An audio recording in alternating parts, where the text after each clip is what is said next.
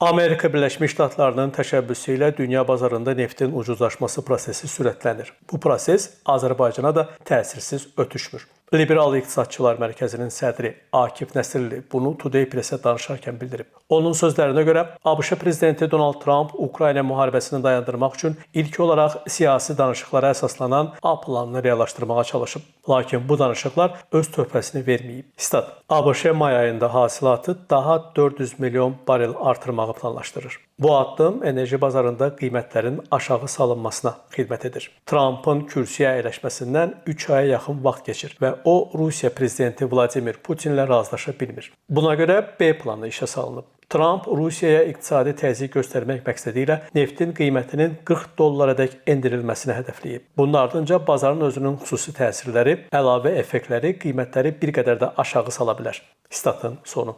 Ekspert bildirib ki, Amerika dünya bazarında enerji qiymətlərinin ucuzlaşdırılmasını özünə hədəf götürüb və bu, Azərbaycan iqtisadiyyatına da mənfi təsirlər edə bilər. Stat: Azərbaycan Dövlət Neft Fondunda 60 milyard dollar aktiv var. Həmin aktivlər nağd pul deyil, qeyri-likvid vəsaitdir. Həmin vəsaitin likvidləşdirilməsi özü problemdir. Dünya iqtisadi böhrana doğru getdiyi üçün daşınmaz əmlak və səhmlər kimi aktivlərin dəyəri azala bilər. Bugün 60 milyardlıq aktivlər sabah 30, 20, 15 milyarda qədər dəyər itirə bilər. Statın sonu.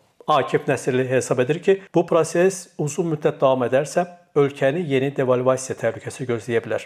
Qeyd edək ki, dünya bazarında Azerlight markalı Azərbaycan neftinin bir barelinin qiyməti 1,5 ABŞ dolları yaxud 2,15% azalaraq 68,14 ABŞ dolları təşkil edir. Azərbaycanın bu ilki dövlət büdcəsində bir barel neftin orta qiyməti 70 ABŞ dollarından hesablanıb. Türkan İskəndərli, Namiq Abbasov, Today Press.